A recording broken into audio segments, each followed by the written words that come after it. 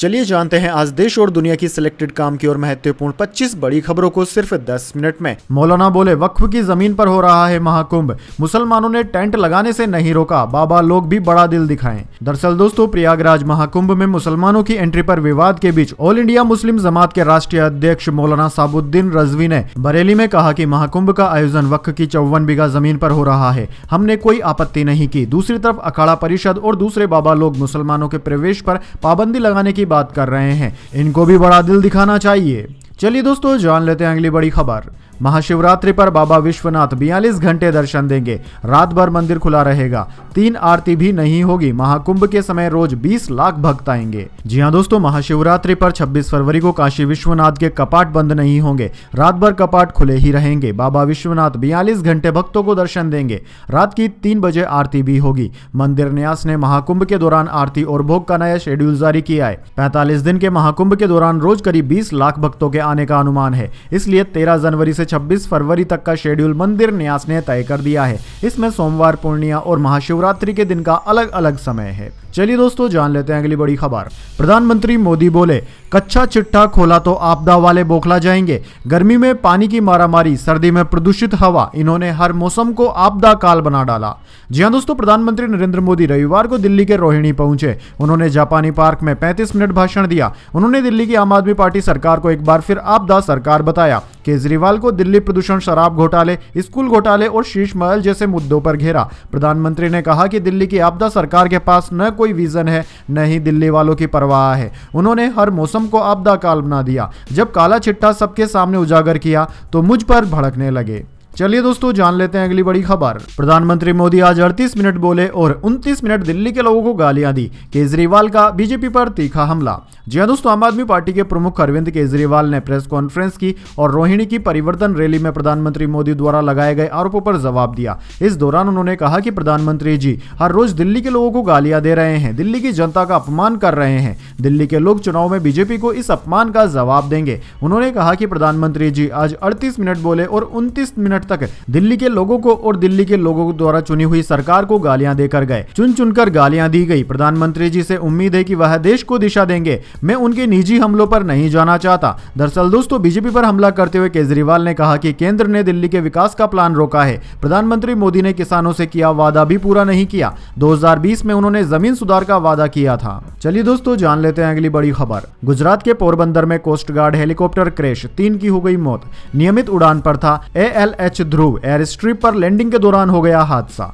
जी हां दोस्तों, गुजरात के पोरबंदर में रविवार दोपहर 12 बजे इंडियन कोस्ट गार्ड का हेलीकॉप्टर क्रैश हो गया। हादसे में 3 लोगों की जान चली गई। न्यूज एजेंसी ANI के मुताबिक कोस्ट गार्ड का हेलीकॉप्टर ध्रुव नियमित उड़ान पर था। पोरबंदर एयर स्ट्रिप पर लैंडिंग के दौरान हेलीकॉप्टर क्रैश हो गया। हेलीकॉप्टर के गिरते ही उसमें आग लग गई। इंडियन कोस्ट गार्ड ने बताया कि हेलीकॉप्टर में 2 पायलट समेत 3 लोग सवार थे। जानकारी मिल रही है कि सभी की जान चली गई है। दोस्तों 2 दिसंबर को भी इंडियन कोस्ट गार्ड ICG के एडवांस लाइट हेलीकॉप्टर ध्रुव पोरबंदर तट से टकराने के बाद अरब सागर में गिर गया था। इस दौरान हेलीकॉप्टर में सवार 4 में से 1 क्रू मेंबर को बचा लिया गया था, जबकि 3 क्रू मेंबर्स लापता हो गए थे। चलिए दोस्तों जान लेते हैं अगली बड़ी खबर। ओयो में अनमेरिड कपल की नो एंट्री, नए साल में कंपनी ने बदल दिया नियम, यहां से हुई शुरुआत। दरअसल दोस्तों, ओयो की मदद से भारत के किसी भी शहर में सस्ता होटल ढूंढना और वहां रहना आसान हुआ है, लेकिन कंपनी ने नए साल 2025 में अपने नियमों में बड़ा बदलाव करते हुए अनमेरिड कपल्स या फिर अविवाहित जोड़ों की एंट्री को बैन करने का फैसला किया है। अब तक ओयो में कपल्स को आसानी से रूम मिल जाता था, लेकिन कंपनी ने अब इस पर रोक लगा दी है। यह ताजा बदलाव उत्तर प्रदेश की मेरठ सिटी से लागू किया जा रहा है। दरअसल दोस्तों, बिजनेस टुडे पर छपी रिपोर्ट के अनुसार कहा गया है कि ओयो ने एक बड़ा ऐलान करते हुए कहा है कि अब उससे जुड़े होटल्स में उन कपल्स की एंट्री पर रोक लगाने का फैसला किया गया है जो अविवाहित हैं। मतलब अगर किसी जोड़े को ओयो होटल का रूम बुक कराना है तो उसे अपनी शादी का सबूत या फिर रिश्ते का प्रमाण पेश करना होगा। वैसे दोस्तों, ओयो के इस फैसले के बारे में आपके क्या विचार हैं, कमेंट बॉक्स में जरूर बताएं। चलिए दोस्तों जान लेते हैं अगली बड़ी खबर। भाजपा नेता विधुड़ी बोले प्रियंका गांधी के गालों जैसी सड़कें बनवाएंगे। पवन खेड़ा ने कहा यह घटिया आदमी की मानसिकता, RSS के दिए गए हैं संस्कार।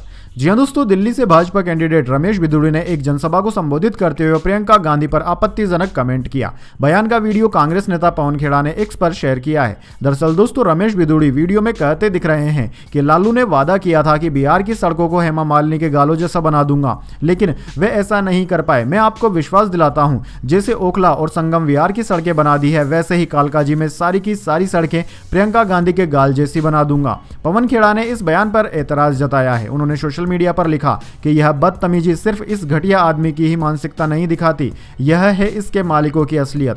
ऊपर से लेकर राष्ट्रीय स्वयंसेवक संघ के संस्कार आपको भाजपा के इन ओछे नेताओं में दिख जाएंगे।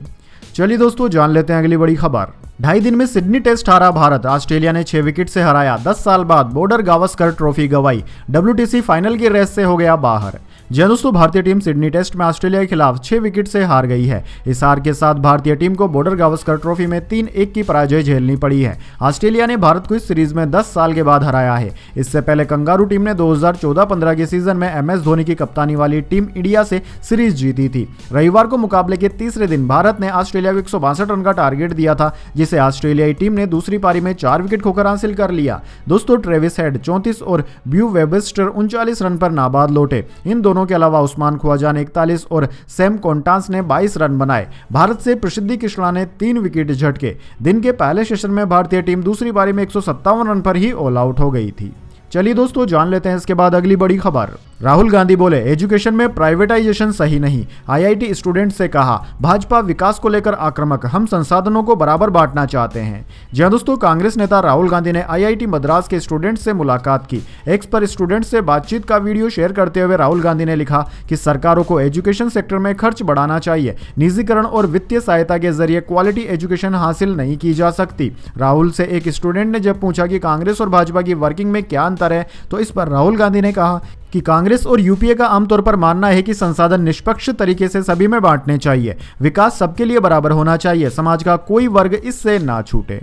चलिए दोस्तों, जान लेते हैं अगली खबर। गौतम गंभीर बोले, रोहित कोहली तय करे क्रिकेट के लिए क्या बेहतर है। कोच ने टीम के हर खिलाड़ी को घरेलू क्रिकेट खेलने की सलाह दी। जी हां दोस्तों, भारतीय टीम के हेड कोच गौतम गंभीर ने रविवार को रोहित शर्मा और विराट कोहली के भविष्य पर बात की। उन्होंने सिडनी टेस्ट में 6 विकेट से हारने के बाद कहा कि मैं किसी भी खिलाड़ी के भविष्य पर टिप्पणी नहीं कर सकता हूं, यह खिलाड़ियों पर निर्भर करता है, उनमें भूख और कमिटमेंट है। उम्मीद है कि वे भारतीय क्रिकेट को आगे ले जाने के लिए हर संभव प्रयास करेंगे। उनसे यानी कि रोहित शर्मा और विराट कोहली के भविष्य पर सवाल पूछा गया था। दरअसल दोस्तों, बॉर्डर गावस्कर ट्रॉफी में रोहित शर्मा और विराट कोहली का प्रदर्शन सबसे खराब रहा था। ऐसे में इन दोनों के भविष्य पर सवाल उठ रहे हैं। एक दिन पहले ही रोहित शर्मा ने स्टार स्पोर्ट्स को दिए इंटरव्यू में कहा था कि वे खेलना चाहते हैं और अभी रिटायरमेंट नहीं ले रहे हैं। चलिए दोस्तों, जान लेते हैं अगली बड़ी खबर। यूपी बिहार में ठंड से 10 लोगों की मौत, बिहार में 160 फ्लाइट और 60 ट्रेनें लेट, राजस्थान में आज बारिश के आसार।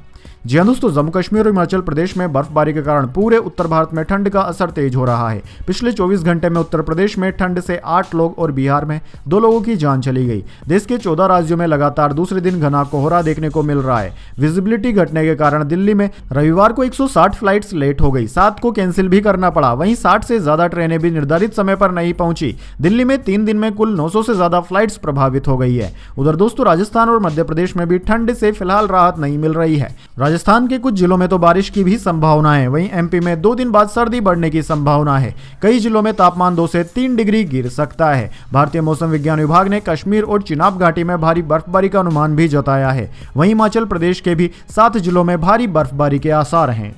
चलिए दोस्तों, जान लेते हैं अगली खबर। देवजीत सेकिया ही BCCI के सेक्रेटरी बनेंगे, नॉमिनेशन फाइनल किया। 12 जनवरी को बोर्ड मीटिंग में निर्विरोध चुने जा सकते हैं। जी दोस्तों, भारतीय क्रिकेट कंट्रोल बोर्ड BCCI के इंटरिम सेक्रेटरी देवजीत सेकिया ही बोर्ड के अगले सेक्रेटरी होंगे। उन्होंने सचिव पद के लिए नॉमिनेशन फाइल कर दिया है। 4 जनवरी को नॉमिनेशन की आखिरी तारीख थी। उनके अलावा किसी और ने नॉमिनेशन फॉर्म नहीं भरा है। वहीं दोस्तों, आपको बता दें, 12 जनवरी को BCCI में सचिव और कोषाध्यक्ष के पद पर उपचुनाव होंगे। दूसरा कोई उम्मीदवार नहीं होने के चलते सेकिया ही सचिव पद पर कायम रहेंगे। उन्होंने दिसंबर में जय शाह की जगह संभाली थी, जो अब इंटरनेशनल क्रिकेट काउंसिल यानी कि ICC के चेयरमैन बन गए हैं। चलिए दोस्तों, जान लेते हैं अगली बड़ी खबर। न्यूजीलैंड ने नौकरी के लिए खोले दरवाजे, नियमों में किए बदलाव, भारतीयों को होगा फायदा। जी हाँ दोस्तों, न्यूजीलैंड ने इमिग्रेशन प्रोसेस को बेहतर करते हुए वीज़ा नियमों में महत्वपूर्ण अपडेट किए हैं। इन अपडेट्स का उद्देश्य कर्मचारियों और नियोक्ताओं यानी कि नौकरी देने वालों के लिए वर्क एक्सपीरियंस क्राइटेरिया, वेतन एडजस्टमेंट और वीज़ा अवधि के समायोजन के साथ इमिग्रेशन प्रोसेस को सरल बनाना है। दरअसल दोस्तों, न्यूजीलैंड सरकार ने माइग्रेंट्स के लिए वर्क एक्सपीरियंस के मापदंडों को 3 से घटाकर 2 साल कर दिया है। यह कदम कुशल लेबर्स को न्यूजीलैंड में अधिक आसानी से रोजगार खोजने की अनुमति देगा। नए नियम से न्यूजीलैंड में नौकरी के अवसरों की तलाश करने वाले भारतीय माइग्रेंट्स को मदद मिलेगी।